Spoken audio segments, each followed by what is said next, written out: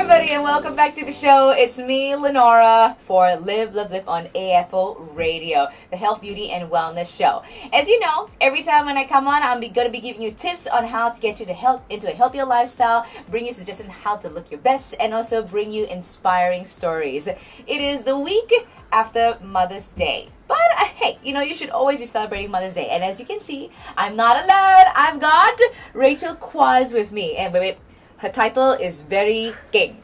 Her title is Child and Family Development Specialist. So please, everybody, say hi to Rachel. Hello, how's it going? Okay, so Child and Family Development Specialist is really fancy, yes. But all of this is just parent coach. All I do is that I help parents through a really rough time or a really good time, and they just need a little guidance, need some tools, some resources, and I'm their person. I'm the 911. The 911. So like for moms out there, for upcoming moms, new moms, or soon-to-be moms, that's pretty much the same thing. But basically anybody who is going to become a mom, she will be the one to help you out. Now, because of, like I mentioned, it was past Mother's Day. And yes, we celebrate Mother's Day all the time. But Rachel is specializing with me today on one particular topic, which is how to be a mom without falling apart. I know it sounds quite dramatic, but as I was talking to her, I think it's a true thing that when you first become a mom, one, it's like a beautiful thing, but at the same time you're kind of shocked into the whole the ecosystem of motherhood. It's crazy. I remember I knew so much of this in theory, and then the first day at the hospital, I'm just like, what in the world have we done? Because it's so different to really live it. I mean, your body is different, your marriage is different, your lifestyle is different, and suddenly there's this little tiny thing that is so precious that you're responsible for. Now what I do. I like how she said thing. So okay, let's just first talk on what is the one thing that all mothers want for Mother's Day? Sleep. Lots and lots of sleep. I want sleep. I want to do nothing. I want to worry about nothing. Just sleep. Just check me into a hotel at for 10 hours. I'm sorry, you don't have sleep today because you're with me. But I need to ask first. I know you're into this, but how did you get into becoming a parent coach? So I took a sabbatical when my daughter was born, or actually when I was pregnant with her because I had complications. And before that, I worked a lot with different schools and different places, developing curriculum, teaching kids. And then when I became a mom, I realized how hard it was to be a mom. And then my passions changed. And I realized that the one thing I really wanted to do was just support the moms in the middle of crisis and say, hey, you got this. I believe in you. And because I did what I did before, my degree was in child and family development, that I was able to give them the tools and the resources that would help them, but also at the same time be a mom and say, hey, I get it. I'm sleep deprived. I understand everything hurts. You're going to make it. I got you. Basically, she understands all moms out there. And okay, so just before we get into the rest of the topic, can you said there are 3 things that you specialize in. Yes. Can you share that again with our audience? Yeah, so the main big umbrella is that I believe in respectful and mindful parenting. What that means is just that you're learning to see the world through the child, but responding as a parent. Mm-hmm. So that's the first thing that I really believe in. The second thing I really believe in is just that when you are a mom, you can still be you. And that you can still have your own passions, have your own dreams, be your own person, because your child is going to be so much better when you are still your person. Mm-hmm. So that's the other big thing. And the biggest thing of all is that I believe that we don't parent alone. So I am a passionate advocate for Mama Tribe. Okay, so 3 things. There is mindful parenting. Yes. And then the second one, that you're still you. You're still you. Because I know like a number of my friends, they go like, they just, yes. not that they lose themselves, but it's a very interesting thing. They take a turn in their personality. Absolutely. Yeah, like you lose, you can lose yourself for a while, and that's okay. Yeah. That's part of the process, because then you learn what was important to you. Right. And that like you lose, like even your marriage takes a big hit. Okay. And the third thing is Mama Tribe. And because she specializes in the whole part of she's advocating where you are still you, and that's why we have today's topic, which is how to be a mom without falling apart, which I think I'm not a mom yet, but one day I will be. I would like to be. But I've got tons of friends who are now new moms, and it's like a whole new world for them. I don't see it, but I'm sure they are feeling it. So for anybody who's a new mom out there, let's touch on this, on how you can do all the parenting stuff but still remain as you. Now, you said that as a mom, the number one thing you want for Mother's Day is sleep. What is the other thing? What is the number one thing that moms find the most tiring when you first become a mom and when you are a mom? The worry. Worry. That's new for me. I thought it was like other things, but why worry? It's this, when you become a mom, suddenly you worry about things that you never even thought about. SIDS. I think every new mom will understand this, but like you go out and suddenly there's germs everywhere and everything can kill your child. Okay. And there's this constant guilt as a mom. I don't know, and I never experienced it before until I became a mom. So there's this constant pressure, there's this constant guilt, and there's this constant worry because suddenly you're in charge of this person. You're this little person, and everything that they will learn in life is from you. So, okay, you mentioned that 3 pillars that you specialize in for your parenting workshops. Number 1 is mindful parenting. The other one is advocating that you are still you. And number 3 is the Mama Tribe. So, coming back to number 2, which is how we got into this topic of how you don't fall apart when you first become a mom. So what are the ways that moms can care for themselves? Let's start first with the new moms, when you just suddenly realize, oh, I am now a mom. I've got this creature, This thing that needs so much, that I love so much, Yeah. that I can't be apart from because of all this guilt. and also because you have a husband. Yes. At the same time. Yes. So let's touch first on the new moms. How can they care for themselves? So the thing I always tell new moms is that, like, because most new moms are breastfeeding, and so they're like, how do I get away? Because this kid needs food every two hours, and sometimes it's as easy as just go and have a nice long bath to yourself. If you need to have a good cry, go have a nice good cry. Go out with your best friend and have a chat with her, and have a nice slice of cake. It's just a matter of making time for yourself, doing something that's for you, and that will make you feel so much better. Suddenly everything will feel better about life. And then the second thing is that I know a lot of people think this is crazy. Actually, I thought you mentioned like 6 things already. Yeah, Okay. yeah, All right. Yeah. And I know a lot of people think this is crazy, but like the other thing you need to do is like you still need to parent together. So find your husband, go out on a date, even if it's like my husband and I do this even since she was little. Is after we put her to bed, we have like a She snack. is in her daughter. My Ella daughter, Grace, yes. yeah. We have a little snack together, and that makes the world okay again. Oh, so it's just a very simple, small things. Yes, it's the little things. It's 5 minutes here, 10 minutes there, 15 minutes here, and then you will build up as you're a new mom now. So 1 minute. So we Okay. just have to get through this minute, and then Yeah. we can get through the next minute. Okay. And then we'll go for hours later and days later. So that's for the new mom. What Yes. about the moms who now say maybe got 2 kids, 3 kids? Yes. And now they're coming back again and go like, I don't know if I can do this. I don't know. I'm assuming, but I'm sure every phase of when you get pregnant and you have a kid is going to Yes. be different. So then, what would you advise to the moms who have now got another bundle of joy in their basket? How can they care for themselves? It's the same formula. It is one step at a time.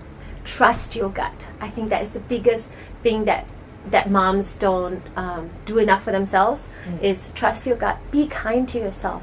Allow yourself the grace to make mistakes. And that when you make a mistake, it's not the end of the world. We just learn from it, and then we go back, re-examine it, and then we apply it again.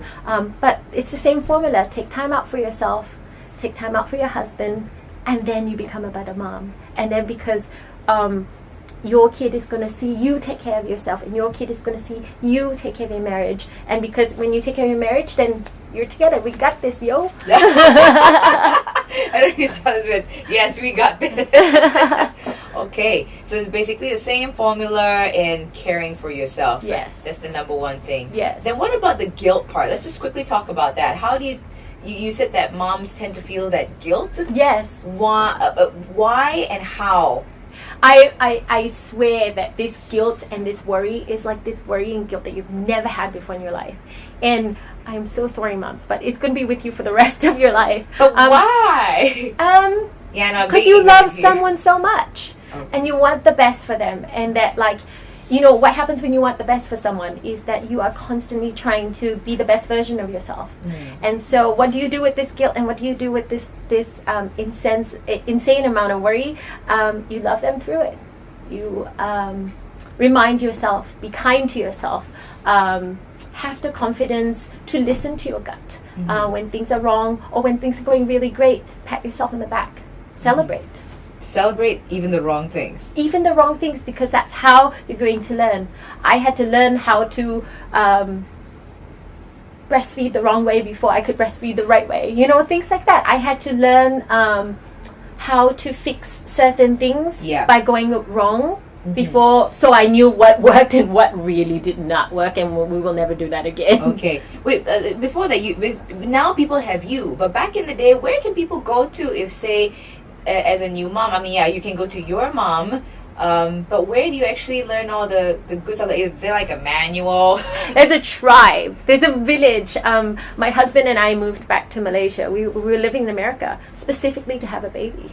Specifically because we wanted our daughter Ella Grace to grow up in a community, in a kampong. Like, in the old days, I was just telling someone this the other day, in the old days, when you're trying to cook a dish, you don't Google it. You go ask the auntie at the market, how do you do this? And so similarly, in Malaysia, you will get a lot of advice from a lot of people. It doesn't mean you have to listen to everyone. It just means that somewhere in there is your way and your gut. Remember how I talked to you about your gut? She's always your got the gut. gut will tell you which one's right and which one fits for your family, because no one's alike. Okay.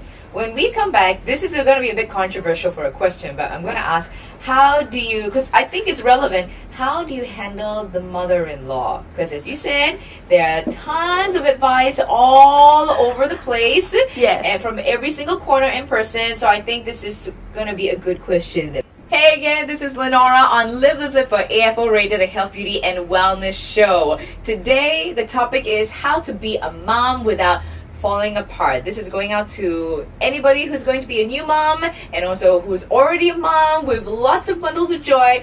I have with me parent coach, aka child and family development specialist, Rachel Quaz, to talk about this with me. Now, early on we were talking about how can new moms actually just get into the right mindset without feeling guilt about becoming a new mom, which is very interesting. Now, the next question is, how do you handle all the advice that people give when you're a mom, especially from, it's not a bad thing, but I've heard a lot, mother-in-laws. The first thing I always tell my moms, I always say, it comes from a place of love. And you know, in my household, there's 11 people that live in my house. We live kampong style, you know, and so there's 11 different opinions on how I should raise my child. But wait, there are 11 females in the house. No, there's 11 people, so it's like my mom, my dad, my mother-in-law comes sometimes, my grandma, the helpers. It's crazy. It's like plus a dog and 2 rabbits, because why not? But yes, so the first thing you have to remember is that it comes from a place of love. So even if they break all your rules, they just want the best for your child. And so when I go into it that way, then I don't take it personally. A lot of moms feel like, why won't you just listen to me? Like, I've told you 5,000 times, like, don't you understand? Like, blah, blah, blah. And if I am able to go into it and not be defensive and say, okay, it just comes from a place of love, that helps a lot. And then the second thing is that you pick your battles. So there are some things that my dad...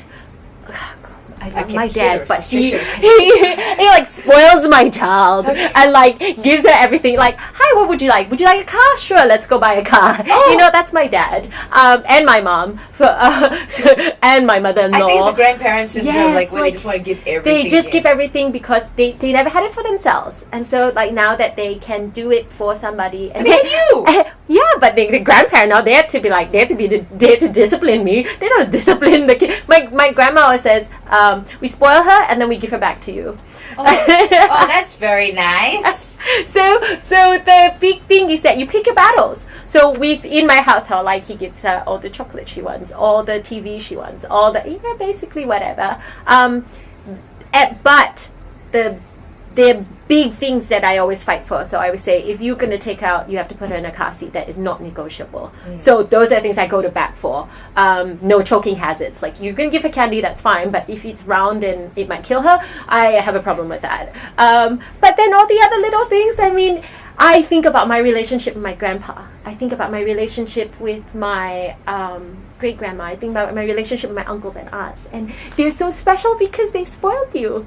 And that's why we moved home, so that she would have these special relationships with my parents and my in-laws, and that she will carry for the rest of her life. So the main takeaway is that always think that even though they are bombarding you with all kinds of advice And crazy. and crazy stuff, is to always know that the intention is a loving one. Yes.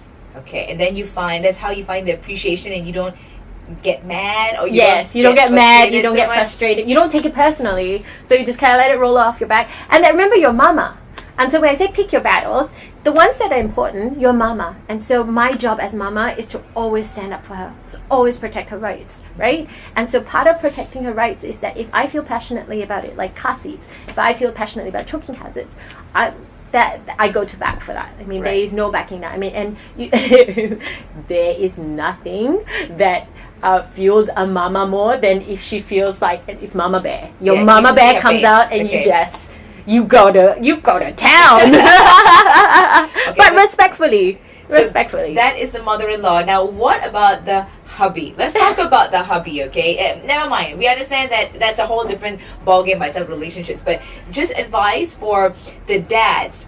How can you actually be, new dads, be supportive to your wife, your mom now, your wife who is now your mom, and also for any dad who is going to have another kid? How do you be supportive?